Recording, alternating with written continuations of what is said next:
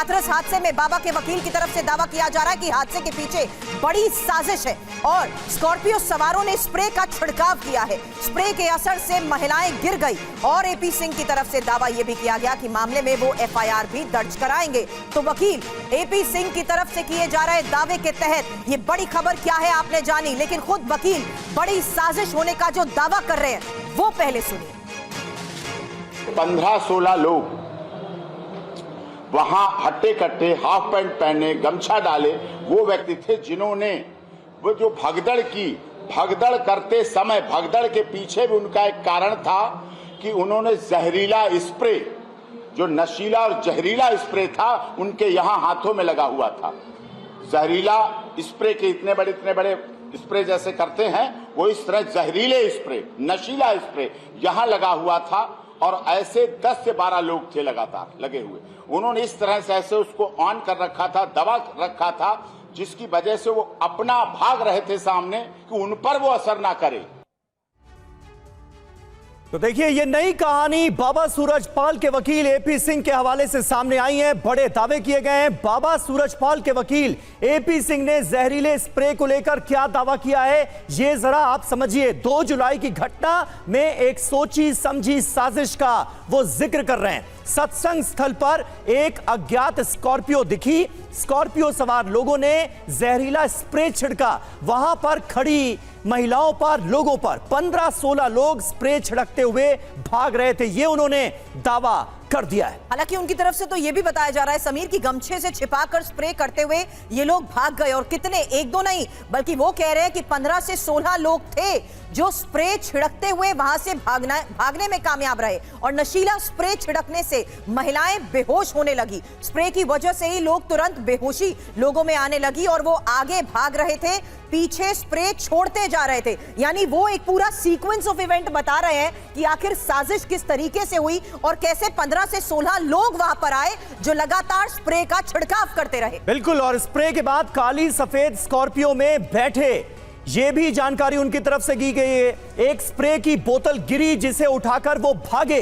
हादसा नहीं, सीधे रूप से ये हत्या का मामला है और इसके पीछे कोई गहरी साजिश है, ये उन्होंने जिक्र किया है। हमारे साथ कई खास मेहमान इस वक्त मौजूद हैं। खुद एपी सिंह हमारे साथ मौजूद हैं, बाबा सूरजपाल के वकील विक्रम सिंह साहब हमारे साथ मौजूद हैं, डीजीपी रह चुके हैं उत्तर प्रदेश के अभिषेक राय वकील हैं सुप्रीम कोर्ट के, वो भी हमारे साथ मौजूद हैं। एपी सिंह साहब, आपके इस दावे की हकीकत क्या है ये लोग जानना चाहते हैं। 121 लोगों की मौत का जिम्मेदार आपके हिसाब से कौन है और आप जो थ्योरी दे रहे हैं कि जहरीला स्प्रे फेंका गया, इसका आधार क्या है? क्या कुछ ऐसे साक्ष्य, क्या कुछ ऐसे सबूत आपको हासिल हुए हैं जिसके चलते आपने इतना बड़ा दावा कर दिया?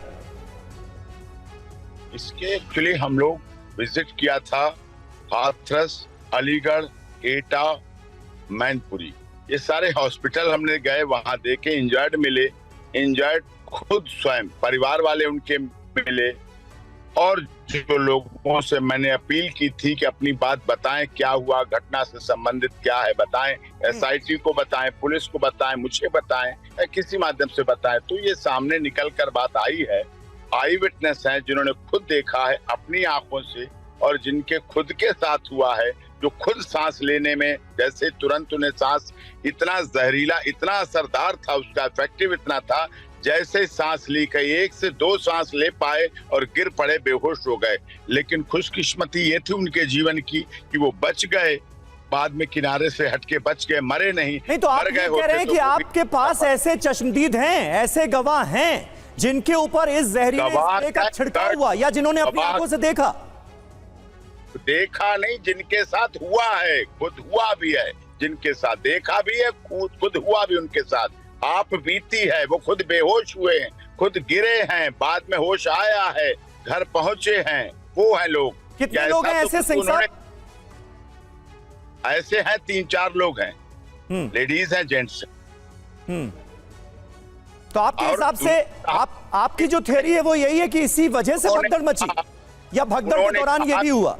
लगातार, और ये वो लोग हैं जो कई बार सत्य के साथ में आए हुए हैं, मानव मंगल मिलन सद्भावना समागम वर्षों से आए हुए हैं। उन्होंने कहा कभी ऐसा नहीं होता, कभी कोई सत्संगी भाई किसी एक दूसरे के ऊपर चढ़कर दबाकर कुचलकर कभी नहीं निकलेगा। वहां तो मानवता भाईचारा सिखाया जाता है, वहां तो मदद करने के लिए आते हैं। इस तरह से एकदम जो भगदड़ हुई इसको प्लांट था, आपराधिक षड्यंत्र के तहत रची गई और बिल्कुल या तो नारायण साकार हरि को ऊपर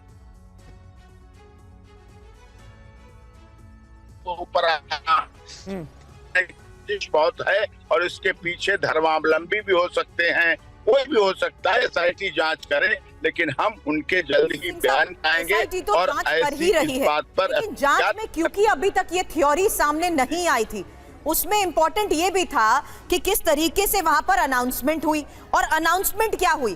पैरों के रज लेने के ऐलान के बाद जो लोगों की भीड़ बाबा के बिल्कुल नजदीक पहुंची, महिलाएं उनके नजदीक पहुंची, उस वजह से वहां पर भगदड़ मची। आप गलत इंटरप्रीट कर रहे हैं। नारायण साकार हरि 30 से 35 मिनट पहले वहां से कार्यक्रम का समापन करके जा चुके थे। जो उनके निकलने का रास्ता है वो बिल्कुल बैरिकेड से लगा हुआ होता है, वहां कोई नहीं जा सकता है। बस उनके सेवादार बुलाते हैं, सेवादार ही निकालते हैं।